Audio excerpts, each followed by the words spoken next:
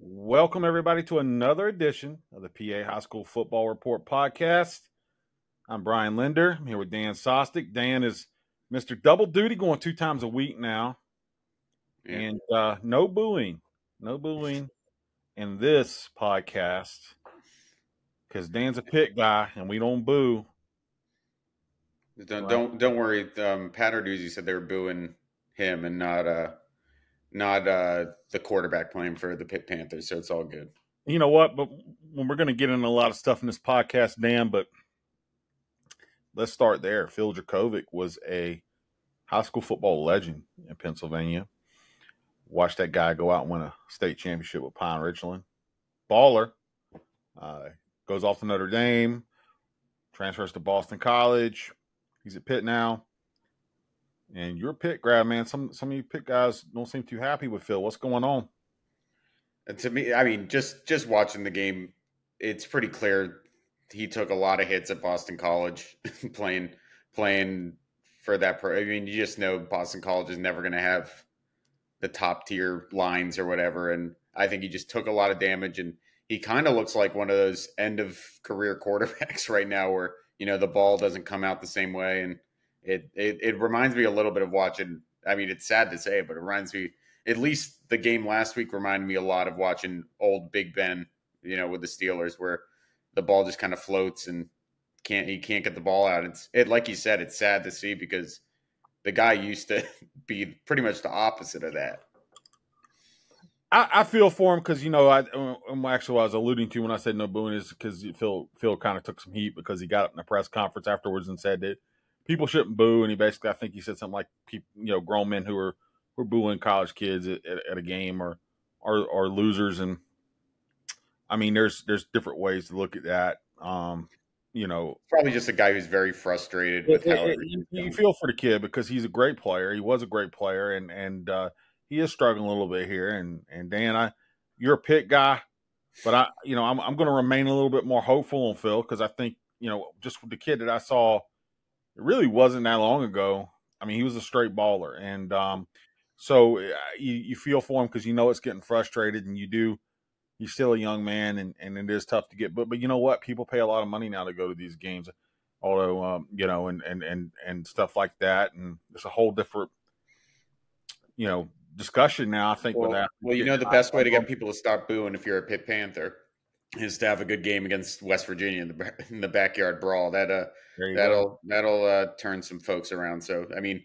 It's like anything, right? Where you're only as good as your last performance, and you come out through 350, everyone's cheering for you again. I'm not going to give up on Phil just yet.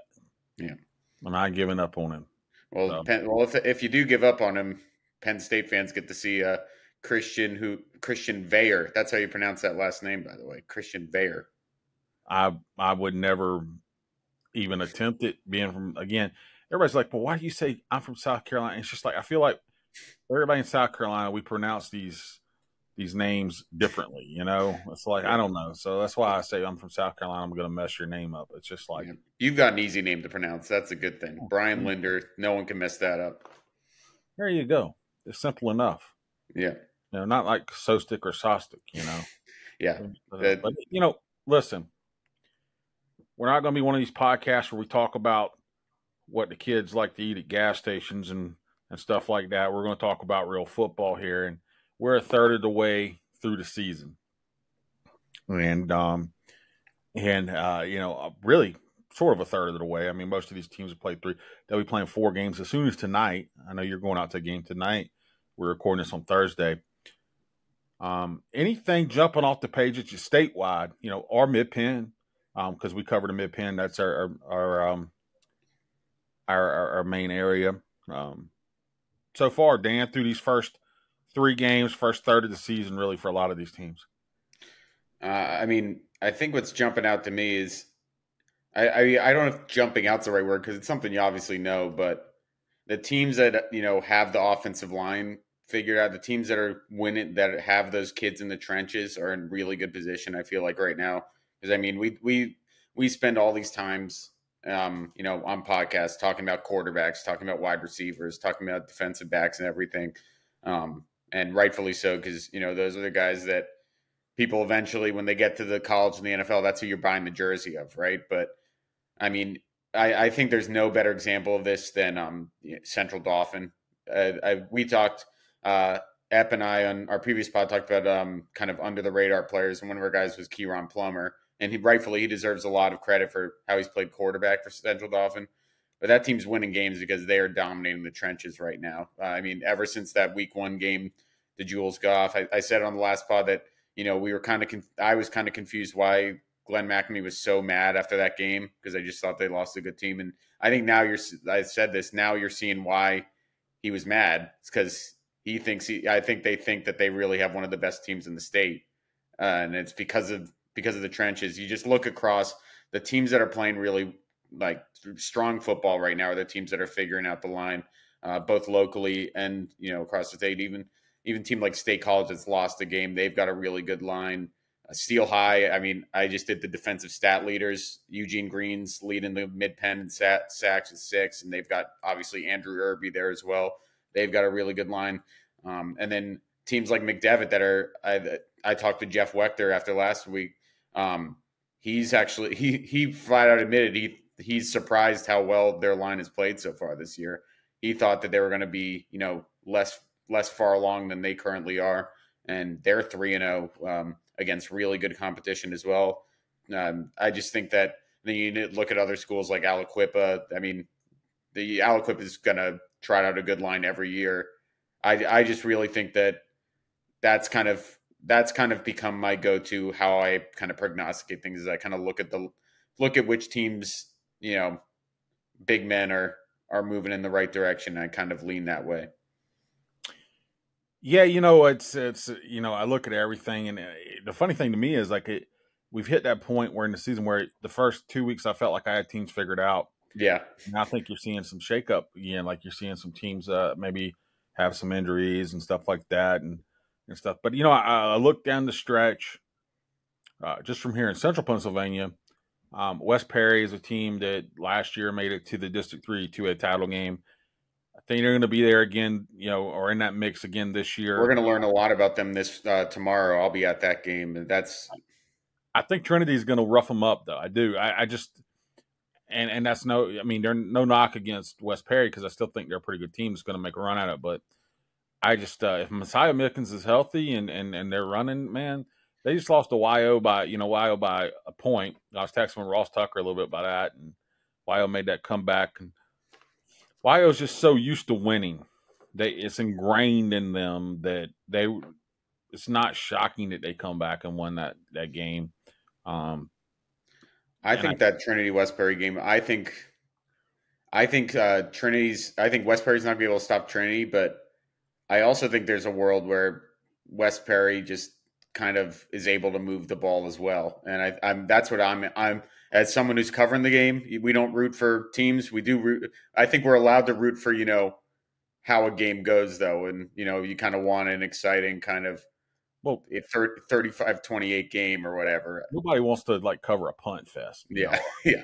And so I'm hoping we get a really fun battle between, Marcus Quaker and his guys trying to keep up with, another one of the big, because we want to talk about big storylines, right? I think Messiah Mickens has to be up there too, at least locally, in that, living up to the hype. He's basically averaging 14 yards per carry. Yeah,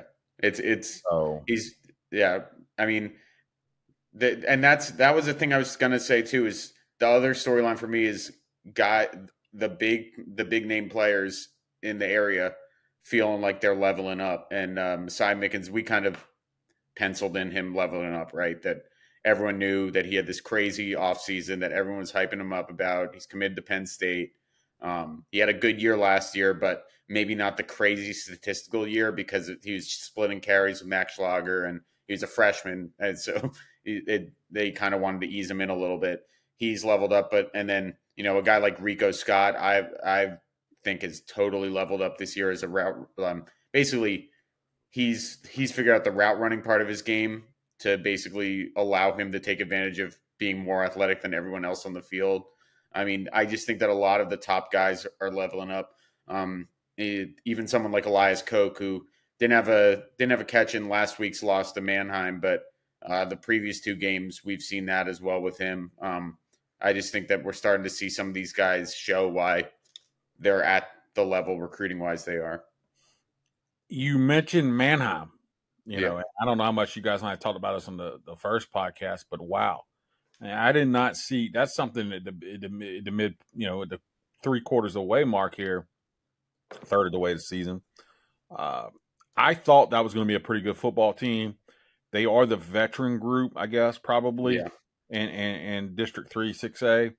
And, Harrisburg is the young. I think they got a bunch of young talent that I'm excited about to see how they come together. And And it's one of the easy to things forget they're young, right? Because they have a lot of guys that played on the team last year, but they're still really young, that yeah, team. one of the things that Calvin Everett and his staff have been so good about is their teams improving throughout the season. So I'm excited to see where it goes. But Manheim Township, you were there. They Dude, roughed them up, man.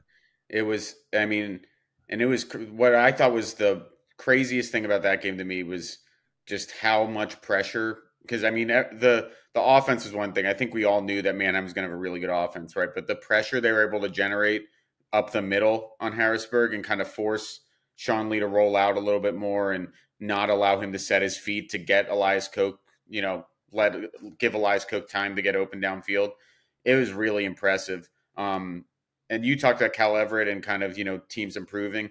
I was really struck by after that game. I mean, firstly, Mark Evans, hats off to him, just had his team ready to go. There were kind of weird circumstances, right? It was a 10 a.m. game rescheduled after Harrisburg drove to and from Lancaster that Friday night because of lightning, and then had to drive back, wake up at like 6 a.m. and get all the way back up there. So you have to add that. I don't want to say asterisk because Mannheim deserved it, but that Mark Evans he admitted he didn't beat around the bush. He said that the team was ready to win, and they were desperate to win that game. But mentioning Cal, the way they played, it wouldn't have mattered when they played. Yeah, and mentioning Cal, I thought he did a great job in his post game. I kind of was hovering around a little when he's talking to the team, and sometimes coaches are when you have a game like that. I feel like coaches can go 2 ways, and we've seen Cal kind of and other coaches kind of go the way where you're frustrated with the team and everything. But I think Cal understood what happened there, right? He knew that it was a veteran team going against a young team early in the season, and he told the team to look up at the scoreboard and said, "It's not a loss if we learn from it." And I mean, we've seen Harrisburg time and time again throughout Cal Everett's tenure take losses and learn from them, and I think that's going to be big for them. But man, I was just so impressed with Hayden Johnson. I think Epp and I were talking off air that if he was a couple inches taller, he'd be a D1. He'd be like maybe a Power 5 quarterback. He's just such a smart, savvy player who just knows what to do with the ball. Kind of to bring back the pit a little bit. He reminds me a little bit of Ben DiNucci out there. Just a little bit of one of those kind of just savvy, mobile high school quarterbacks. It's probably gonna, I think he's going to Lehigh if I'm not mistaken. I think that's a really good spot for him, and I think he'll do really well there. And then Landon Kennel Harrisburg couldn't guard him. Like there was a big play early on where Quincy Brandon was about an inch away from a pick six, and then after that, it was just kind of curtains. They just couldn't really cover Landon Kennel. Yeah, I saw Quincy. Quincy went for it, and he was so close to getting it.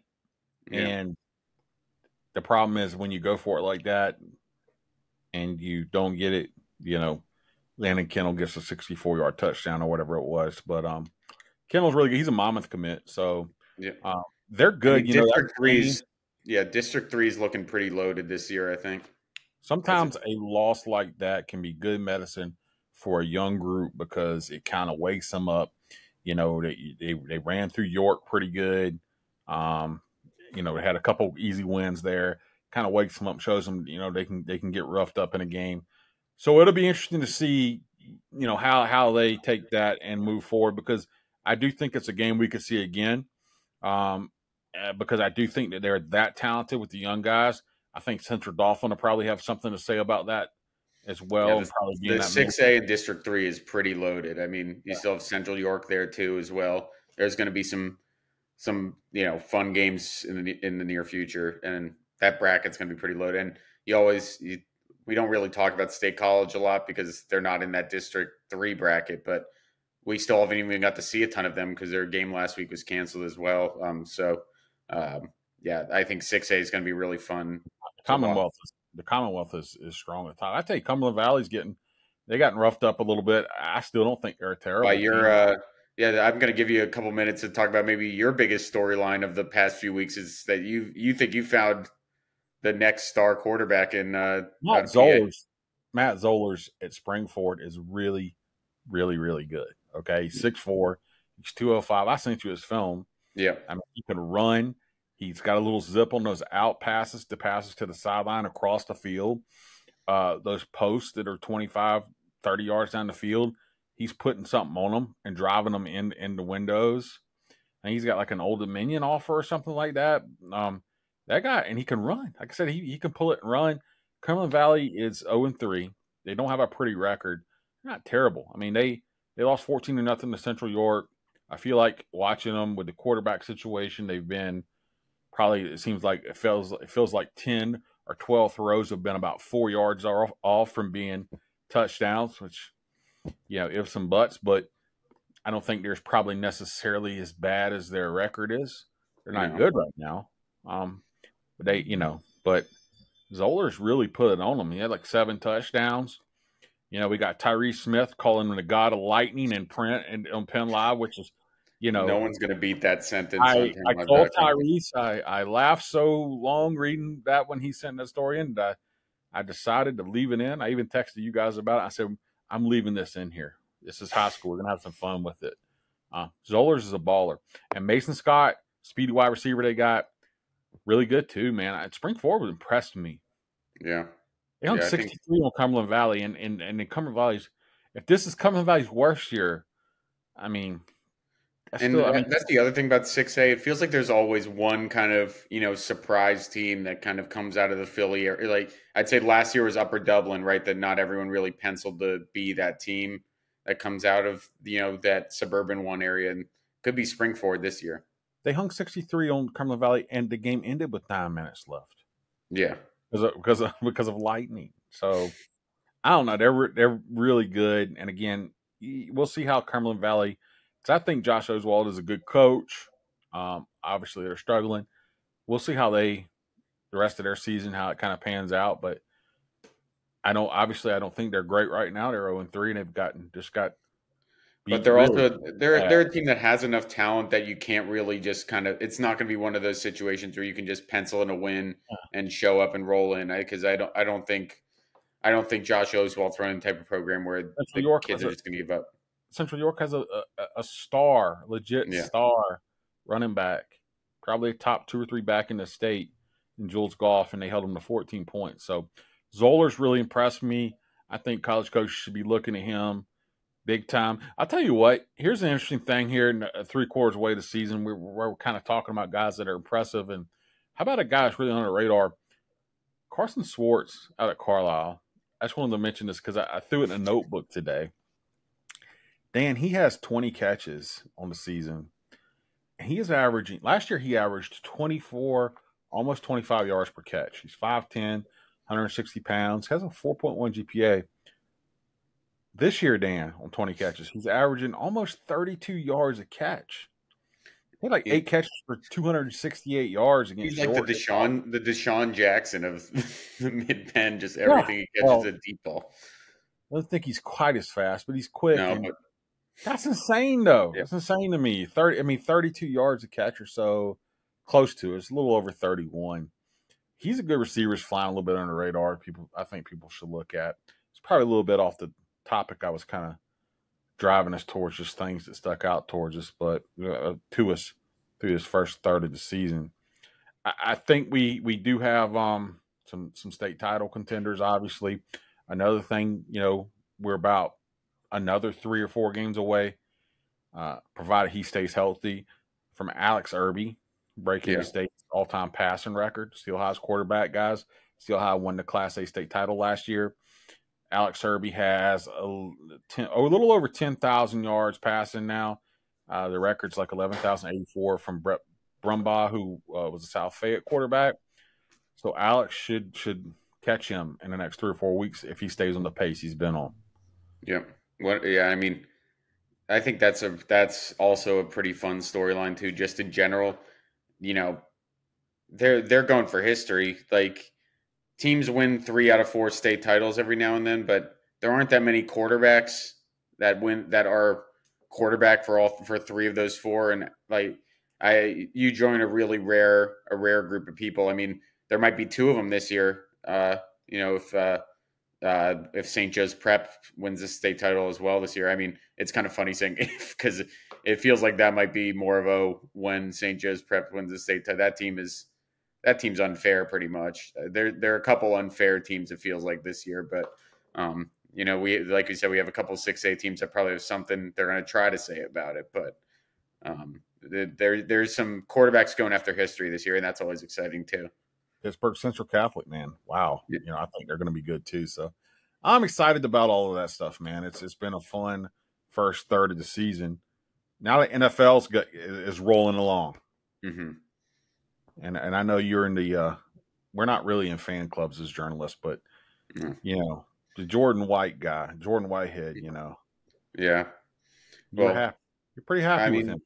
Yeah, like the thing that I always found really like kind of funny about him was so he fell in the draft to the 5th round because of it was kind of getting labeled as character concerns because he was suspended a couple games from. I remember when it happened at Pitt because I was there covering it, and I remember people basically saying it wasn't really that. It was just typical.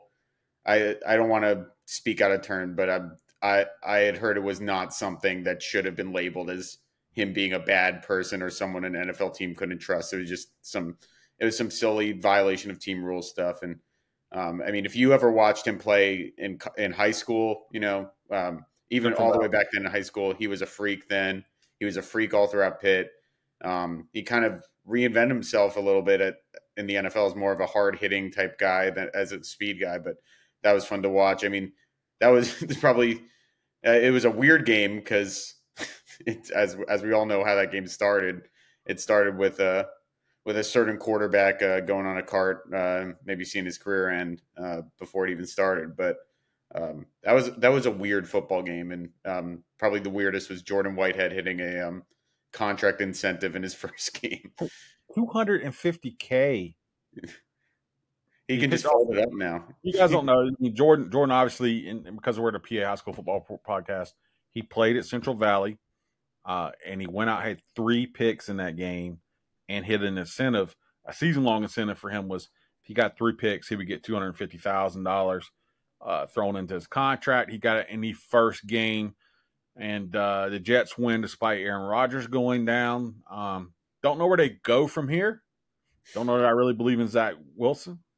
You know, we got Zach Kuntz from Camp Hills on the practice squad with that team too. So, and Bryce Hall from Bishop McDevitt, who threw a big block on the punt return to get the win. It might have been illegal, but everyone in Harrisburg was cheering for it. So you got some PA guys. You got some PA guys on that squad to keep an eye on. PA high school guys, and Whitehead really standing out. Their defense is phenomenal.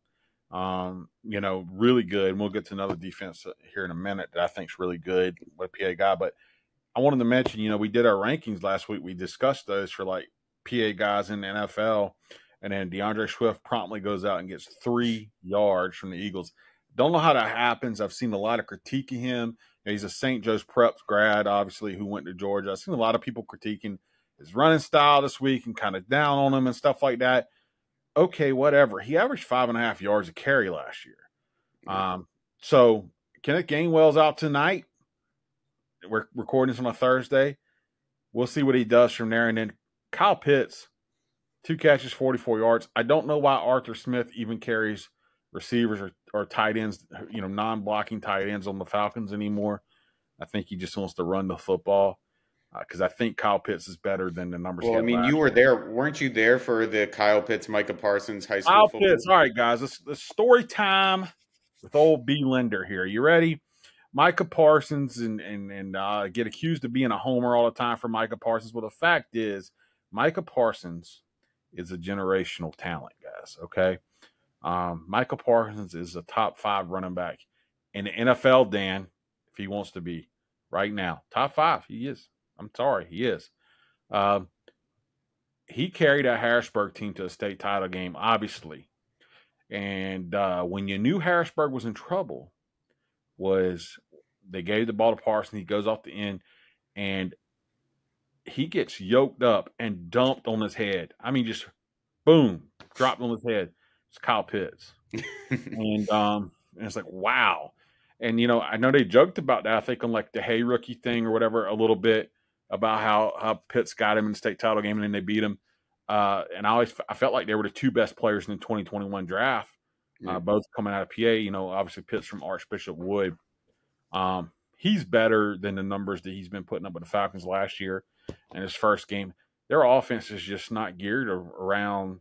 They don't have the quarterback, I don't think. And I don't think Arthur Smith's really geared around slinging the ball around. Drake London had no catches. And it feels like sometimes these tight ends end up in situations that aren't really beneficial. You saw with Evan Engram kind of going from the Giants to the Jaguars and becoming a really good player. It does feel like we're a couple weeks away from a Kyle Pitts trade demand to a passing offense. Let's get him to Jacksonville too, and just like have crazy mismatches everywhere with Ingram and Pitts and Trevor Lawrence, or let's get him to Indy with. How about Justin Watson too on the Chiefs? He might be Patrick Mahomes' #1 wide receiver. Kadarius Toney had the all-time worst game I've ever seen in my life. It was the worst graded PFF game. Absolutely terrible. You've seen the meme floating around. I don't know how people were down on Patrick Mahomes. You've seen the meme floating around. It's like it shows the ball just right in Tony's hands, and it said this ended up being a pick 6. Yeah. Just a stinker. But, to quote Grant Hall from Big Spring, who is the only 17-year-old in the history of history to ever tell me a game was a stinker. Real throwback there. It was just a stinker of a game for him. Justin Watson, look, man, you got a good quarterback. If you can be reliable, guess what? He's going to start throwing the ball to the guys who are reliable. So maybe he's not the game breaker that some of these other guys can be. But, and then Sky Moore, look, Sky guy, he's another PA guy. Like Sky Moore a lot. I admire his story. He was kind of an undersized quarterback running around, goes out to Western Michigan, right? Western Michigan, and just lights it up. He hasn't quite taken off yet. He was a 2nd-round pick for the Chiefs. The opportunity is there in that offense with that quarterback for 2 PA guys to really take off. So, but Watson, man, he's so far he's been in my opinion, kind of like the steady guy. Yeah, I mean.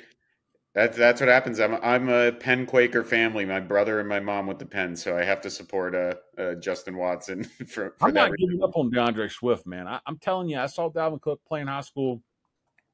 I saw some really good high school running backs who played in the pros and stuff, and he was as talented as any of them. And so I don't know what's going on. I don't know what's not clicking behind the scenes. We're not in the meetings. We're not in practices, but he's better than 3 yards. Yeah. I mean, there were also a lot of PA guys in that Lions game too. The Lions have Jonah Jackson's from Media PA, the offensive lineman. They have Alex Anzalone, another Y missing guy as well. Craig Reynolds from Cutsdown. There was a lot of PA. I mean, I guess pretty much at this point, anytime you turn on an NFL game, you can point to a couple kids from Pennsylvania on every football team. Before I ever came to PA when I was in Daytona, got sent up to Orlando to do a gridiron. It was called Gridiron Kings. It was like a kind of like, I think it was like an Under Armour type event that Anzalone was in. And Mike Davis was in it and stuff like that. And when they were in high school, and he was just unreal then. And he's kind of an amazing story because I think he had some really bad injury situations at Florida and stuff. Yeah. And he's kind of persevered. I think he had an injury last year. But he stuck around. The talent level just there, and so he's a guy to watch for sure. And who might be a PA guy to watch, a sneaky PA guy to watch if this Zach Wilson thing doesn't work out? A certain quarterback from Penn Charter who's currently a broadcaster right now. We might see Matt Ryan enter the fold again. I also read that they called Chad Henne. See if he wanted to come out of retirement. So, we may have a PA guy there as well. And also, apparently they've called Nick Foles and Carson Wentz, and I know everybody in Pennsylvania loves Carson Wentz. So yeah. One guy in Philadelphia that's beloved, and one isn't. I'll let our listeners determine who's who. yeah, poor Carson. I really did think Carson was going to be special. Yeah, So I don't another know. guy that I feel like injuries, man, in football, injuries really do take a toll. It's not one of those things. It's not like a video game where once it says 4 weeks, and then the 4 weeks you simulate the 4 weeks, and then you're just the exact same player you were before that. They stay with you forever. We got some guys in college. You know what? Before we even go to college, real quick, let's bring it back. Micah Parsons. Okay, He's a pretty good football player, I think. this guy has 1 sack against the Giants, 2 tackles, and I don't think there's any doubt he's the greatest defensive player on the planet. And it's just the impact he has. After the first quarter, you could just tell the Giants were like, look, we got to figure out how to block this guy no matter what. We can't really block him, so we got to just kind of like do whatever we can to keep him from like taking Daniel Jones' life here. And in the meantime, that Cowboys defense, Dan, I'm telling you, I saw the Ravens win it all on defense with Trent Dilfer, who was not a good quarterback. And that Cowboys defense was the fastest defense I've ever seen in my life, period. Their second unit was blazing fast. They got an all-time defense, I think. We'll see. I'm not. The only reason I'm not there is I think Stephon Gilmore's a little old, and I'm not a huge Trayvon Diggs fan. I'm personally not a fan of those type of corner, like the gambling corners that can. Even if they're just mid with that speed up front, Dan. Yeah, I do like Malik. I believe Malik Hooker's still with them. Yeah, he is. They actually re-upped him, gave him a little bit more money. He was a guy that I was so sure was going to be a star in the NFL. I don't think he's been quite that, but he's really solid at this point. Colts took him in the first round. Injuries kind of beat him up. He was really not in the lineup a lot. Ends up going to Dallas and has sort of had a resurgence here. And their defense, man, is good, Dan. They fly around. You don't have to. The thing is that Diggs and Gilmore can make plays on the outside of play. And you don't have to have elite corner play if you have an elite pass rush. And just guys that just – I'm telling you, Dan, you go back and look at that game, they took Parsons and those guys out early in the first half and just kind of rested them a little bit for it seemed like a series or maybe 2. And the guys they brought in were just flying. I mean, Sam Williams and those guys flying around. What I'm interested – I mean, I think the thing with that team, though, is we're going to have to see them go against, a real smash, because they can clearly handle an offense like the Giants, right? That's kind of predicated on, getting people out in space and, kind of like that Buffalo Bills offense. I'm interested to see, the first Eagles-Cowboys game because that Eagles offensive line, I mean, that Eagles offensive line is about as good as it gets in the NFL. They can run the football. They've got Jalen Hurts, who's a physical runner too. We mentioned Swift if he ever figures it out, but I think that'll be if they pass that test. I think I'll be right there with you. I'm really looking forward to that first matchup. So listen, I've clowned a lot of friends who were Cowboys fans, and maybe it's just my Zoa energy drink from Dwayne "The Rock" Johnson I'm sipping on here, fueling me on, Dan. I'm calling it. They're going to the Super Bowl. They're going to the Super Bowl, Dan, and Micah Parsons is going to be your defensive player of the year. I think that I'm 100%. I think he'll. Yeah. The only team I don't know. The San Francisco looked pretty good too. That's going to be I think San Francisco is going to be right there, but we'll see. Well, the problem I see with San Francisco is if your quarterback gets hurt again, Purdy gets hurt again, then you got to put Sam Darnold in there and against the defense like Dallas's. I mean, this is the guy who said he was seeing ghosts during a game or whatever. Still not a big Sam Darnold believer. Yeah. And I get that they can run the rock and they have a good defense too, but just based off the defense, I don't think Dak Prescott has to be special. Just good, not lead the league in interceptions, and I think that they can. I think they can do it finally, and I can't believe I'm saying that because I know there are people going to be like, hey, last time the Cowboys made it, we were watching stuff on VHS, but I think they can do it, man. I think they got the tools. And the other thing about Parsons, and I want everybody to realize this and witnessing it firsthand, it made him elite. Go watch NFL Films actually has the Origins series out on him now, and it has some of our footage in it from his commitment video and stuff like that. But there's a photo of him finishing second at a state wrestling tournament, and he's got his head held down on the podium, and he just looks dejected.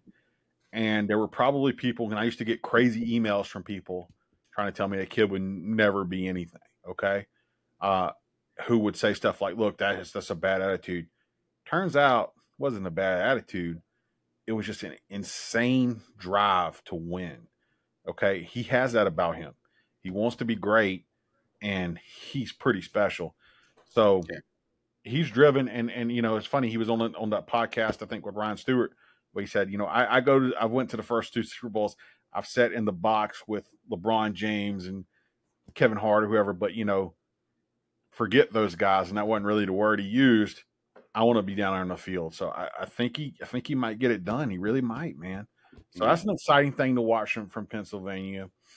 Kind of touching back on some of those high school guys and anything else, Dan? Anybody in college you want to bring up real quick besides? Let's give a shout out to a kid that, a year ago, we didn't even know if he was going to be playing this position in college football, and we definitely didn't think he was going to be playing in the SEC as a freshman. How about Tyshawn Russell, second career college game, catching a 55-yard touchdown pass? Well, I mean, that kid's story is one of my favorite stories we've covered recently because he really just came out. No one really expected. Everyone thought he was going to be a good defensive back for that Bishop McDevitt team. He's an SEC wide receiver now. Like he's got opportunity too because South Carolina is a funny program. But Shane Beamer, I'm from South Carolina, so I'm pretty familiar with them and Clemson, and I have friends who are big Carolina fans or big Clemson fans and are boosters and things of that sort. And Shane Beamer did about as good a job as you could do with that program last year. And really did a heck of a coaching job. And then they just had guys jump ship and go everywhere. Okay. A couple of guys at Florida State, Jaheim Bell, guys like that. So I don't know what happened there. I was asking my buddy, what happened. I don't know if they didn't take care of those kids in NIL or whatever. They're a little down this year where I figured they would be still going up.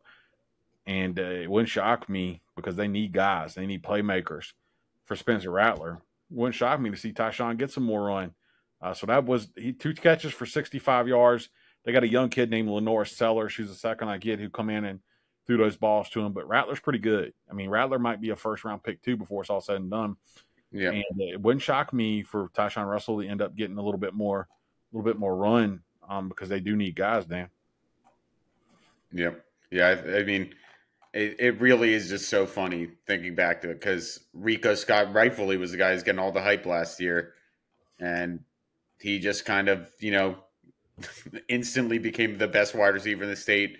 His name's going to be in, PA state championship record books for a while with his 4 touchdowns in the state championship game where, a good Aliquippa team couldn't really handle him. So, I mean, what more can you say about it? And how about also, Bo Perbula a few weeks ago getting his first career touchdown, a little bit of controversy there with Neil Brown not being too happy. I can kind of see both sides of that where I think you just want to get the kid a touchdown, but I also understand that, hurrying up is kind of where the line, I think when you're going to a hurry up offense to score there late is kind of where things get a little cloudy, but good for Bo Perbula regardless. Yeah, I think he had another touchdown last week. He's Central York quarterback. And I'll say this too. I'm really interested. We have a big Penn State following here at Penn Live, and they have some guys from the state who are doing obviously pretty well. Guys like Nick Singleton, stuff like that. Great player. I'm going to be interested to see this Ohio State game this year when you have a PA quarterback and Kyle McCord, who played in PA, St. Joe's Prep, throwing to a PA wide receiver. Marvin Harrison Jr., who will probably be a top 5 pick, who played here in PA and at St. Joe's Prep. And Julian Fleming's starting to come along. And, he had a slow start to his career there from Southern Columbia. He was our 2-time All PA Player of the Year and still has a really high upside. He's starting to come along, too. That's going to be fascinating to see those PA guys playing Penn State at the end of the year. So, a lot of good college guys from the state. And the one bright, I got to bring up the one bright spot for the Pitt Panthers is tight end Gavin Bartholomew from Blue Mountain. He's a really, I think he's a guy that I'm kind of, frankly, based on how they run that offense, he's kind of like the Kyle Pitts of Pitt, where I'm surprised he's still on the Panthers because they don't throw to him at all. But he's a really good player too from Blue Mountain. He's a good football player. He's always been kind of a good athlete. Blue Mountain, not exactly a football factory. No. They've had a couple guys, though, come out of there and go to like I'm going to say like Long Island and stuff like that. But Gavin's a really good player. So those are some guys, NFL and college we wanted to kind of put on the radar, talk about a little bit. I want to close this thing out. We had another very serious week in high school football where I think we had 4 or 5 guys, flown out from games with injuries. And I do want to say this too. When a kid has a head injury, when a kid has a spinal injury, don't email me and ask me if it was the COVID vaccine. Don't be a moron. Okay? Don't be a dumb. Don't be a simpleton. Okay? People have been getting hit in the head in football forever. It's tragic. It's awful. Okay? Whether it's a serious injury or one that affects them later on in their life, we don't want to see it happen. We're trying to figure it out. But that all predates COVID vaccines. Be smarter, people, because some of these emails I get, Dan, are absolutely ridiculous. Well, I don't know about you. You're saying you didn't get your COVID vaccine injected right in your temple. That's it's terrible. So look, I just wanted to put that out there because we unfortunately we're having to write about these stories because we don't want to write about this stuff. No. We don't look, and then we look at the comments and people are posting, did he get the COVID shot? Did you read the story? Did you read the story of what's going on with this kid or these kids? Okay. And as far as we know, most of them so far have been like head injuries, traumatic head injuries, traumatic brain injuries. I've never seen anything like it. Now, I will say this. I've never seen anything like this. I'm 40 years old. I've been doing this since I was 17 years old. We've had a terrible first 3 weeks to this season. I think there were something like 5 or 6 kids who had to be flown out of games Friday, and then the one on Monday. And you can go to PennLive.com. We've had some stories up about this. I don't know what the answer is there, Dan. I don't, because you're going to get hit in the head. And the speed of the game with these kids are getting more athletic every year. They're going, the speed trainers in the off season. The game's getting faster. The game's being played out in space more, where it's, there's momentum taking you in the tacklers much more than, these kids. No matter how much you try to legislate hard hits out of football, it's never going to happen. You're going to have these issues. We just have to work as hard as we can, I think, to teach proper technique, and B, there has to be the right protocol in place. And C, you just have to be, and I think this is also the big thing too with part of it, I think you have to be overly cautious. Everyone's seen it watching an NFL game. You see the guy try to sit up, and the trainer tells him, no, just make sure you're okay. We're gonna board you out just to make sure, in case anything is wrong, to just get you out of here and check you out before you do that. A lot of times it's that too. It's just precautionary because you'd rather be safe than sorry with this stuff. And so I mean, it's just ridiculous. Like it's barely even worth breath, because it's literally a sport where you're brain rattled every single play. It does seem like that the officials at all these games have done a pretty good job. And whatnot. Again, I don't know what the answer is, other than, I love football. I don't want to see somebody. I've seen the beautiful things football can do for a person's life, and being a part of a team and what that can do. But I also don't want to see somebody lose their life or lose their quality of life. So Yeah. I don't know what the answer is. I don't know that there's a lot we can do with equipment because a lot of it, so much of it has to do with the brain traveling inside the skull.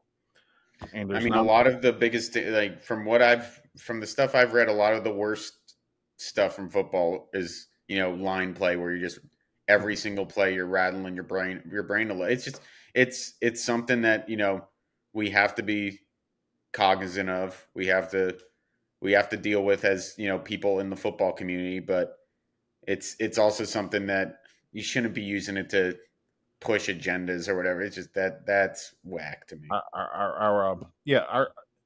The a lot of these kids are sponsors, UPMC, Pittsburgh Children's Hospital. I think it's gotten several of these kids flown into them, um, and it's been really tough. But these families are going through a lot. Luckily, you know, a good. I think most of these kids are going to be okay. Yeah. And But these families are going through a really trying time. I mean, you see these stories. They don't look, guys. They don't need silly, just ignorant questions put on them. I mean, when the answers are obvious, okay. And it's weird to try to advance an agenda off of that or whatever it is. I don't understand what it is, but so I say all of that to say most of these kids have been. It seems like they've been okay and are going to be okay. Two of them right now we know are not okay, and that is Mason Martin, the quarterback who collapsed for Corn City in their game against Red Bank Valley on September 1st. His mother put out an update about his status over the weekend. They're still trying to get swelling to go down his brain. There was reports that the family had said that he had a brain bleed during the game. So he's still battling. And then obviously Jersey Shore defensive lineman Max Engel, Dan, he went down on the field Friday and was carried to the hospital. And the school district issued a statement Tuesday saying that his medical prognosis had taken a turn for the worse, and the outcome wasn't looking good. Jersey Shore has,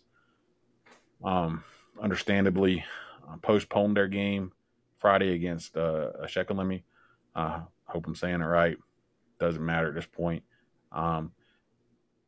Before I ever got cancer, I wasn't overly religious.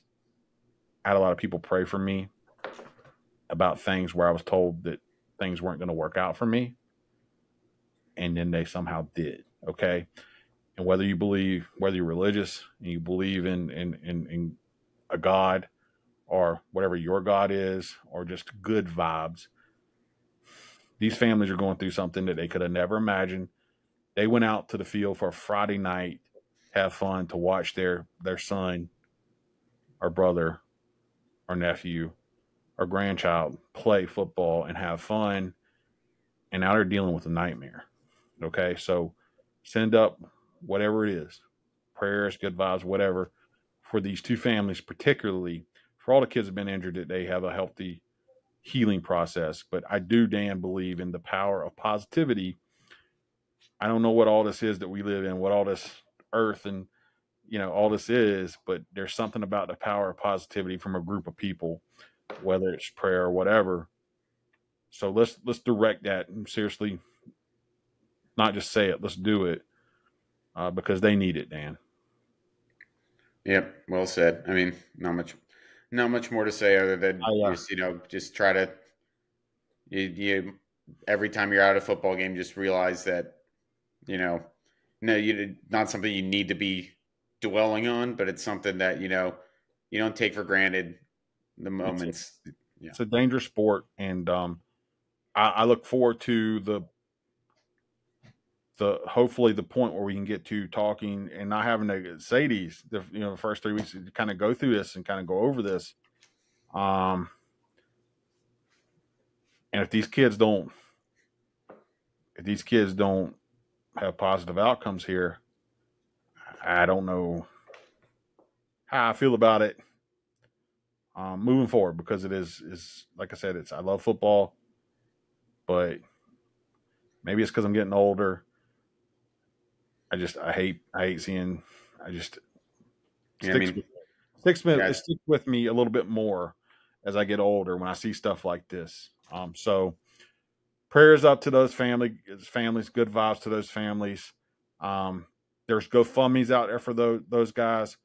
Go find them, help them out if you can. And Dan, maybe I hope we can have some good news to report for some of these families moving forward. I think that's about it, man. I think we got a podcast. I hate ending on a somber note, but it is a reality, obviously, and sadly. From what we've seen the last week or two, I hope we can have a safe week 4. Yep. Anything else, my guy? No, pretty much you hit it, man. Just, it stinks to kind of end the pods on these notes, but it's also important that we don't just like gloss over it and pretend that everything's all peachy, because we got to report. We got to let people know what's going on. I mean, unfortunately, we can't ignore it. I mean, it's happened. It's terrible. Yep. So you can't ignore that. We'd much rather be telling you again about kids who are playing awesome and this never happened, but it's happened. And now I think the best thing we can do is just send out that positivity as a group. Anybody that listens to this podcast, prayers up to Max Engel and Mason Martin again. Really thinking about you guys out in Carn City, you guys at Jersey Shore, and Dan. That's a podcast, I think, and next week we'll come back and hopefully have some better news, right? Yep. All right, guys. PennLive.com. Follow us there. For Dan Sostek. Close enough. Brian Linder. See you guys next week.